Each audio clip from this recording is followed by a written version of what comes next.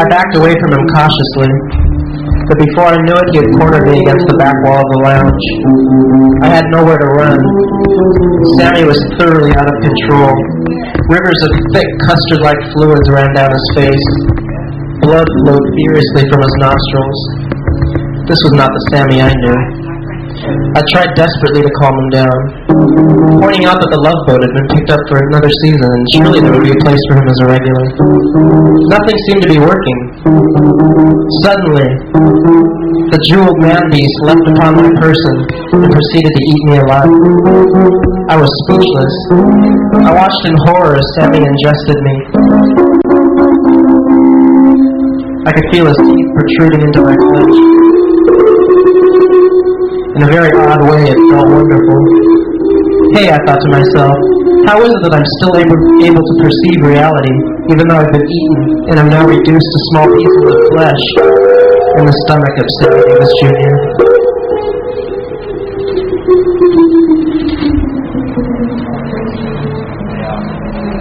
Chapter 3. It was cold and dark. I felt clammy but alert nonetheless. It was a strange sensation to be in such inescapable limbo.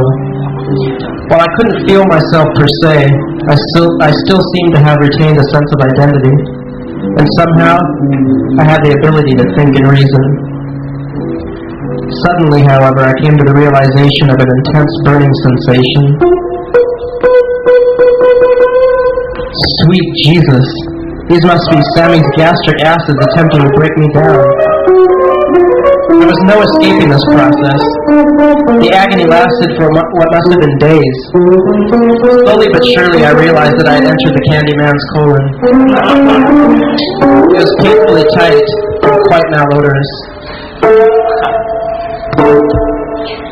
I began to think of Sammy in a whole new way. But before I could bat an eyelash, I deduced from the intense pressurization that I was beginning to be excreted through Sammy's anal cavity.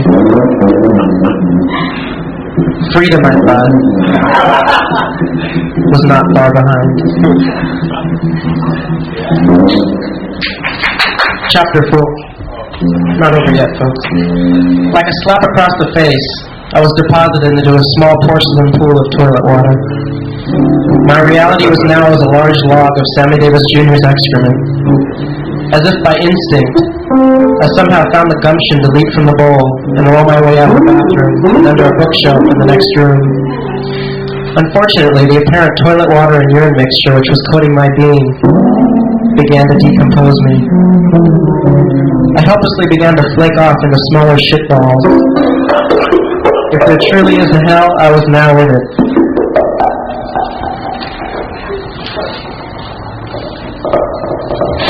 Chapter 5.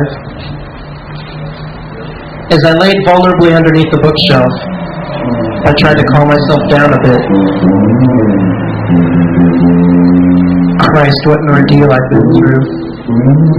And it surely wasn't over yet. Despite the fact that I was now a log of shit, there nevertheless seemed to be an abnormal taste in my mouth. I could have sworn that it was the remains of groovy lemon pie. Of course. That's it. Surely all of that damn pie Sammy had been eating the past few days in some way altered his internal chemistry. I had to get help. With total lack of regard for my personal safety, I made a daring roll back into the bathroom and just barely thrust myself into the now flushing bowl. In the following whirlwind series of events, I swished like lightning through the plumbing, made my way through the city refuse station, and entered the Atlantic Ocean. Now, at the total mercy of the sea, I had to wait hours before the tide carried me to land. But ultimately, there I was, a log of shit with a mission, washed up on the New York shoreline. Luckily, due to the natural downhill slope of New York City, I was able to muster enough energy to achieve a high-speed roll.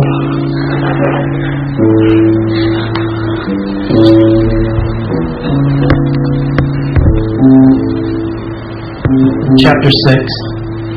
Suddenly, I awoke to the piercing sound of a passing ambulance siren. I immediately jumped up and looked in the mirror. My God, I wasn't a log of shit after all.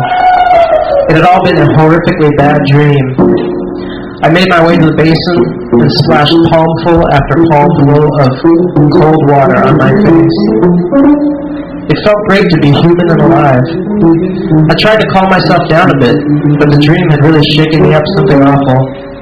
I couldn't stop wondering, what did it all mean? Could there really be something terribly wrong with Sammy's favorite snack treat, groovy lemon pie? I realized that I wouldn't be satisfied until this mystery was solved once and for all. So I tossed on my sharkskin suit and headed out to Sammy's pad.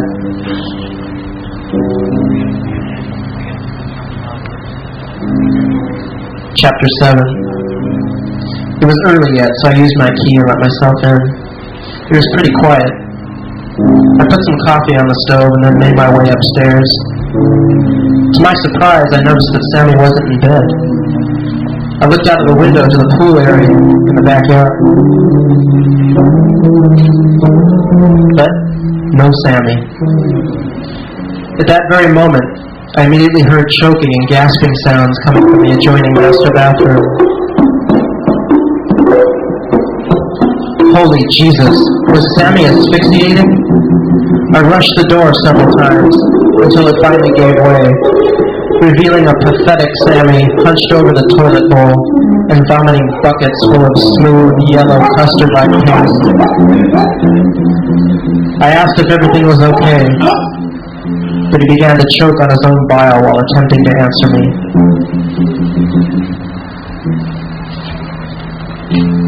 Thanks loads, folks.